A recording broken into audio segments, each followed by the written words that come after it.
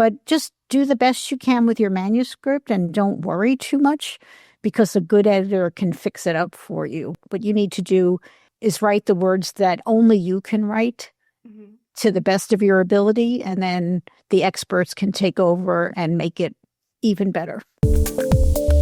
Step into the world of success with Your Brand Amplified, the ultimate podcast designed to unravel the intricacies of thriving businesses. I'm your host, Annika Jackson, and I'm on a mission to uncover the stories, strategies, and secrets that have propelled entrepreneurs and business leaders to success. Right before we jumped on, I was telling Michele DeFilippo of 1106 Design that I was actually starting to investigate people who could help with books for a project that I'm working on for ICL Academy's founder. And Michele, you have such a rich history in book publishing, so much advice to share with us. So I'm very excited to have you on Your Brand Amplified today. Thank you so much for having me, Annika. I appreciate it. Yeah.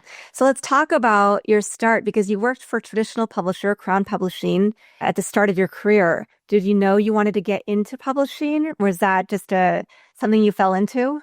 I just fell into it. I went for interviews after getting out of school, and Crown was the first company that offered me a job. So I accepted, and that's how I got into publishing, and I loved it from the very beginning. Oh, wow. So what were the different roles that you played in those days? Well, I started at the bottom of the ladder, putting together a catalog of what used to be called remainder books.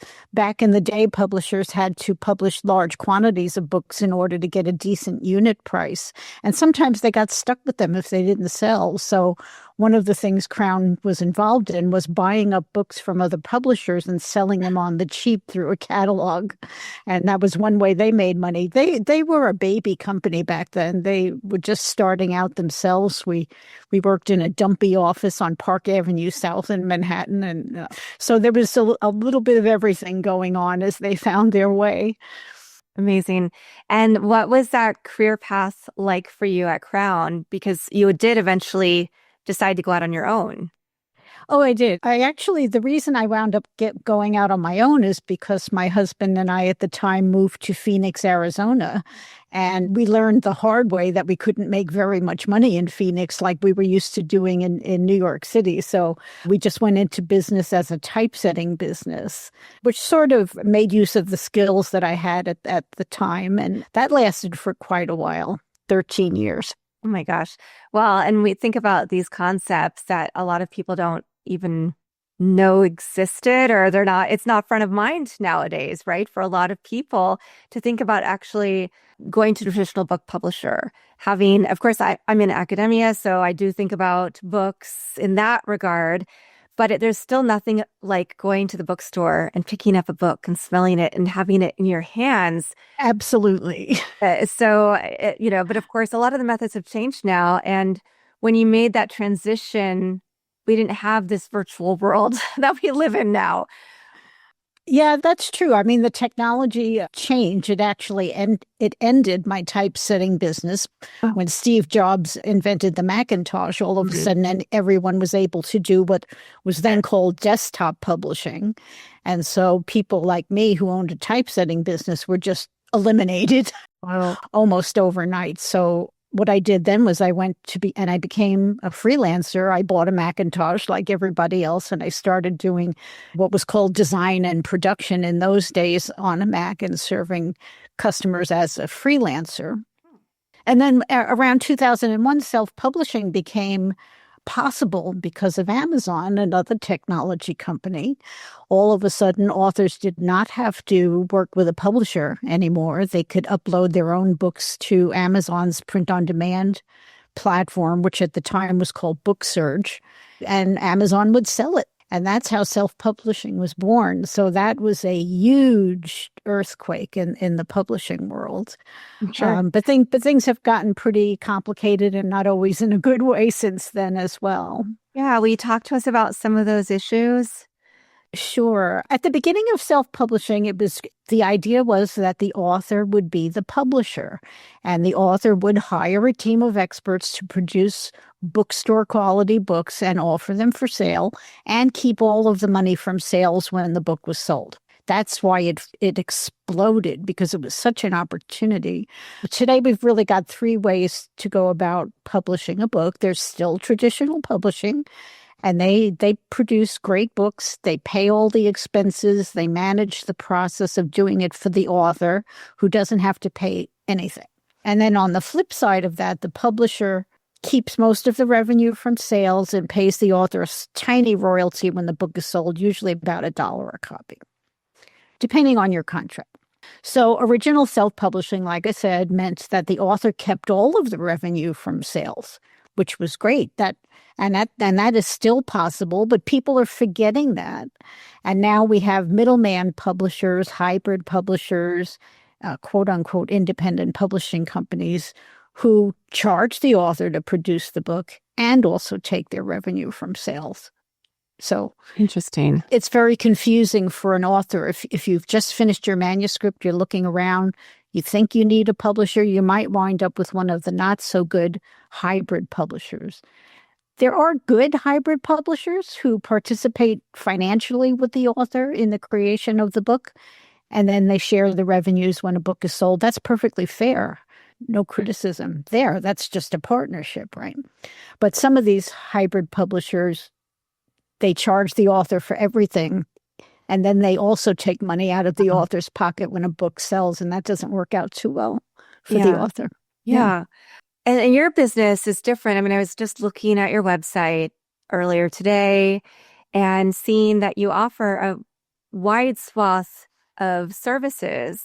But I really appreciate the fact that when I looked on your publishing tab, you talked about this very thing of there are two main self-publishing platforms. And oftentimes these other hybrid, right, or self-publishing agencies, they still have to use those. But like you said, they're charging an extra fee on top of whatever that service would be. Yeah, well, the question is if the publisher hasn't participated financially in the creation of the book, why are they entitled to any portion of the profits, right? So the alternative is companies like mine. I guess I would call myself an author services company. So that we provide all the services for just as a publisher would, but we do not take a penny of the author's revenue when the book is sold. Yeah. Yeah, we just help them get there. Yeah, so it's very straightforward. Yes. And the other difference, too, is we produce quality books just like a traditional publisher would.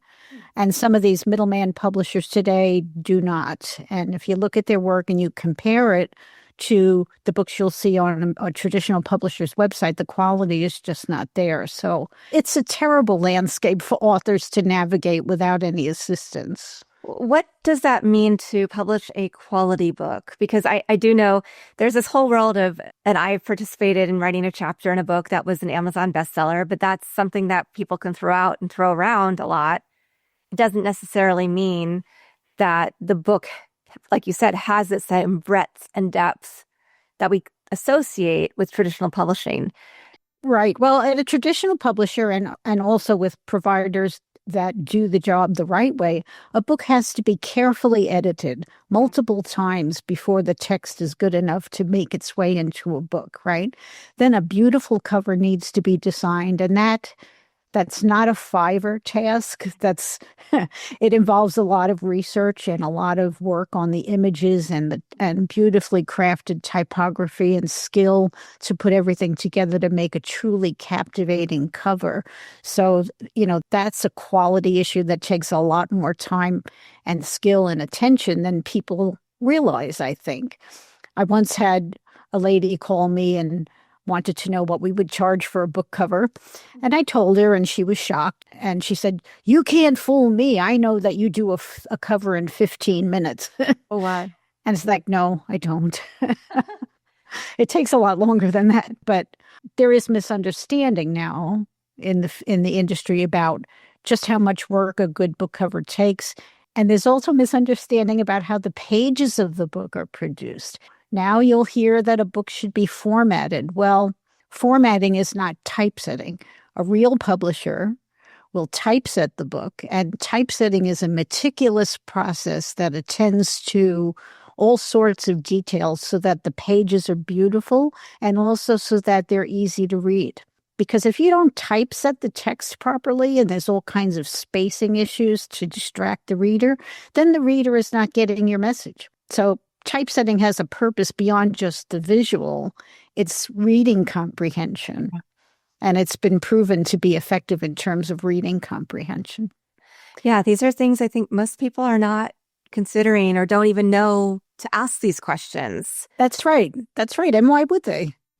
I mean, we do our best to educate and write blog posts and a Substack newsletter and all of that, but it's difficult to get the message to everyone who's interested in publishing a book. Yeah.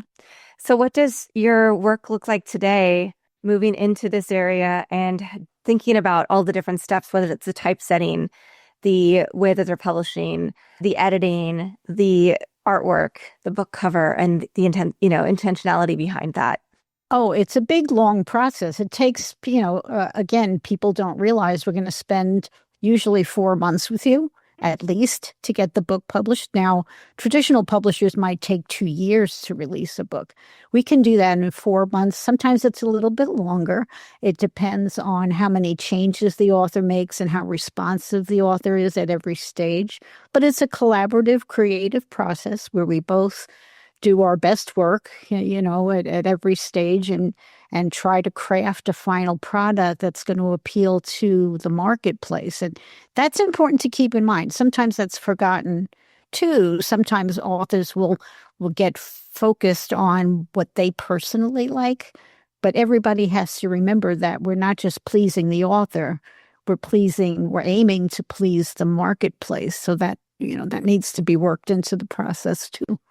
Yeah. And there are also companies that say, oh, we're going to get you to bestseller status and work with the SEO and the keywords. What's your opinion on that? And is that something that your organization works, in that space? I don't promise anybody a bestseller, right?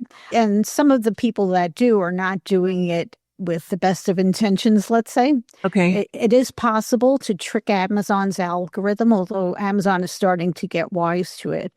And if you get a bunch of people to buy your book within an hour, let's say, then Amazon's computer says, oh, this book is moving like hotcakes. We're going to put a bestseller tag on it. And sometimes that's misused, Yeah. So a true bestseller is rare, even for major publishers. It just doesn't happen very often. Speaking of that, what does bestseller really mean? And like when somebody does publish a book, what does success look like? And I'm sure there are different variations, but I'd love to hear from your perspective, having been in the industry, what you consider. A bestseller means that thousands and thousands of copies have sold all across the world at bookstores. That's a real bestseller, okay? It's not just that you tricked Amazon's computer, right? So now, I mean, I think that worked in the beginning, but I think now everybody's wise to the fact that if they've never heard of you and your book and you're claiming to be a best-selling author, that maybe that's not such a good thing. It doesn't reflect well on you. Yeah. These tools that we have at our disposal, right? I feel like, especially now moving into the world of AI, it's easy to separate what's really created by humans and what's not, and what might be more intentional and what's not. But I hope we don't forget that human creativity is important and produces a better product than AI. Yeah. So I'd love to hear a little bit more about how you work. What is your approach when somebody comes to you and says, oh, I want to explore working with you in your organization? Well, we get to know a little bit about them and their book, first of all, make sure we're a good fit in that regard. I have turned down a few books, but most of the time, authors have pretty good books. They just need some polishing in order to turn them into a market-ready product. So we will do our best in that regard and craft a good book that we're all proud of at the end of the process. And then, like I said, for the distribution piece, we don't participate. We don't control the book in any way. once our work is done.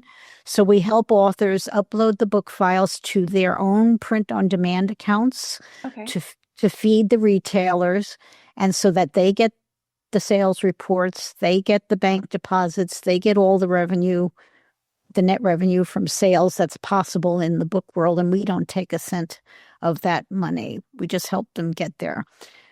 Sometimes there's some bad stories about publishers out there who, authors can't get their files back from the publisher, even though they might have paid for the work.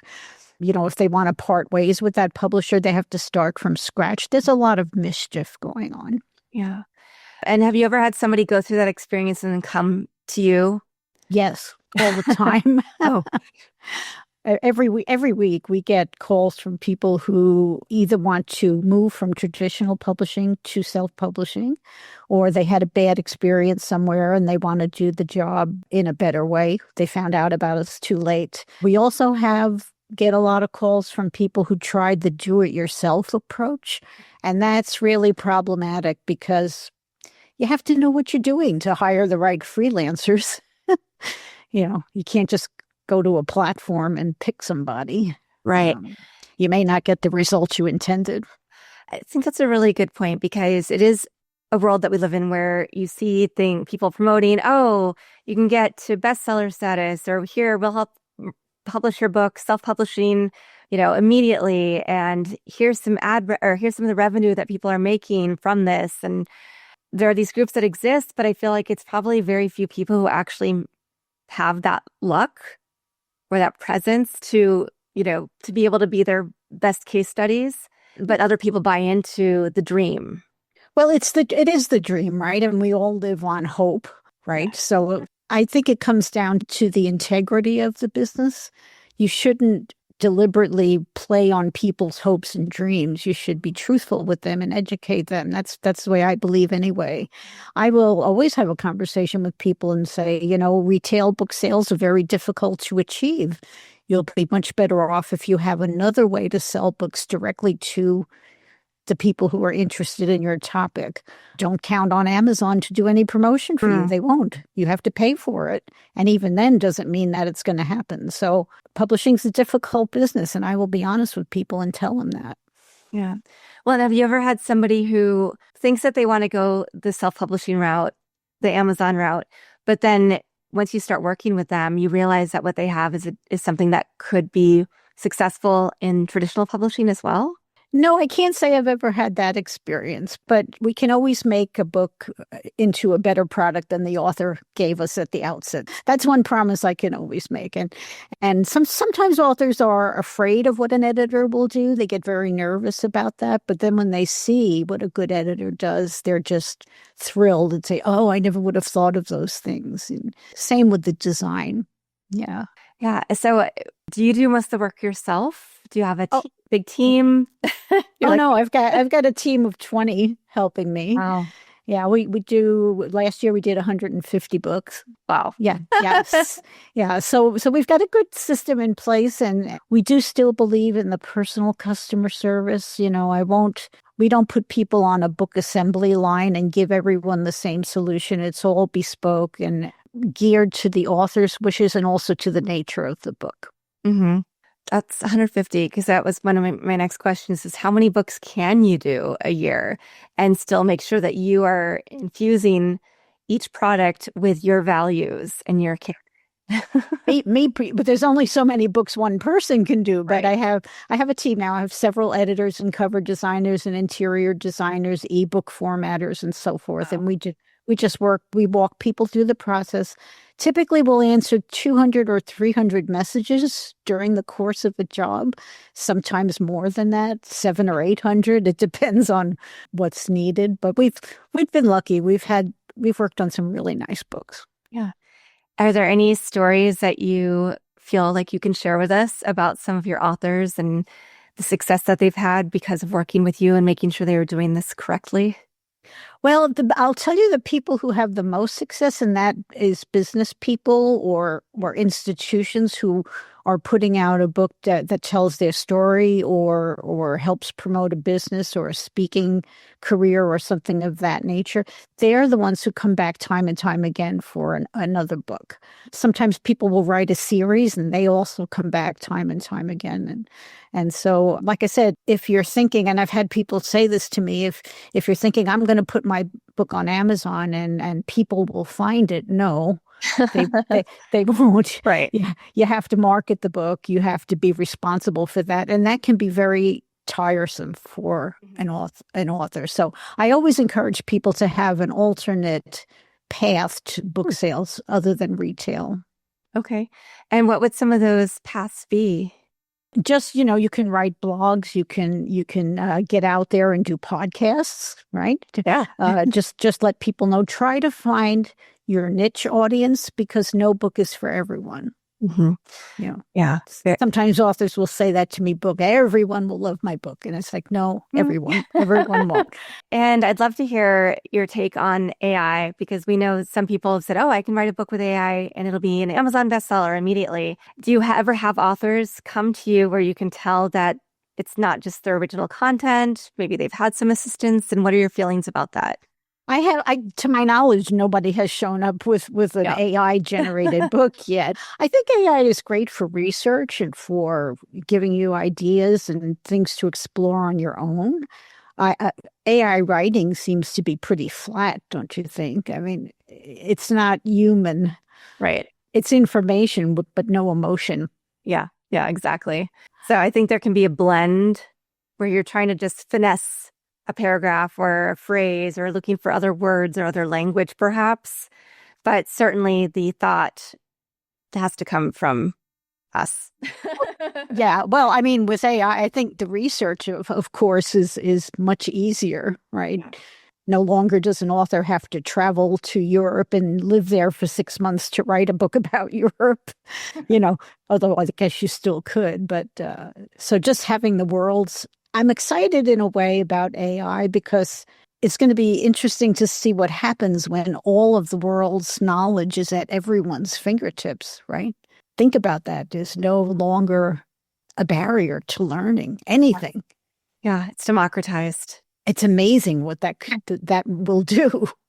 What else excites you? Because you have been in this industry for, I believe, 50 years. You've seen all of these different transitions. What still excites you and gets you up every day wanting to do this work? I love the work. And that's what I loved about publishing from the beginning is every day is a new job or many new jobs and no two authors are alike and no two books are alike. So there's no boredom in our work. Mm-hmm. And what do you hope to see? Obviously, we just mentioned AI and the research capabilities. But what else do you see coming up with your vast experience? I don't want to say trends, but things that you think are going to happen in the publishing industry in the next few years? I don't have any idea. No? I don't have a crystal ball. A lot of the changes in the last 20 years have not been good. They've reduced the quality of books, right? Everybody's seen their neighbor's terrible self-published book. And I think that's very sad because a book is a work of art or should be. It's a work of art from the author's mind. So it should also be a work of art when it's packaged and produced and offered to the public. And in some respects, that's been diminished. And I'm very sad about that. But we're going to go down fighting. We're still going to produce good books for anyone who wants them and leave it at that. Yeah. And one thing that you mentioned earlier was you had a conversation with a woman about design. And she said, oh, you can do this in 15 minutes. And she was astonished by the cost. So, how much money, I guess, would somebody need to set aside to work with an organization such as yours to make sure that they had quality control throughout the entire process? Okay, for our typical package, which includes everything from editing through ebook formatting and uploading to your print-on-demand accounts, a 200-page fiction book would be around in the $8,000 range. A 200-page nonfiction book would be about $1,000 more than that. It depends on the complexity of the book and the services that are needed. Some books need a substantive edit. Some just need a simple copy editing pass. So it just depends. And that's why we talk to each author. We don't just I have my prices on my website in terms because I want to be transparent, but we never give an author a package price without knowing more about the project. Yeah. And then do people come to you for a la carte as well? Yes. Yeah. Yeah. And we don't have a problem with that. Some people have already worked with their favorite editor and then they come to us for the rest, and that's fine. Okay. Yeah. That's nice that you have different solutions depending on people's needs. Mm-hmm. Yeah. And when it comes to your team, are they all in Phoenix or is it a virtual world? It's a virtual world. So like I said, technology put my typesetting business out of business, but I couldn't exist without technology today. My editors and designers are all over the country. I do make sure I keep the work here in the US. I like to do that. And so, yeah, and our customers are all over the world. We just finished a book for a team of coaches in Italy. Wow. Yeah, amazing. Yeah. So how do people usually find out about you? I mean, you're using podcasting as a marketing tool. What else do you do these days?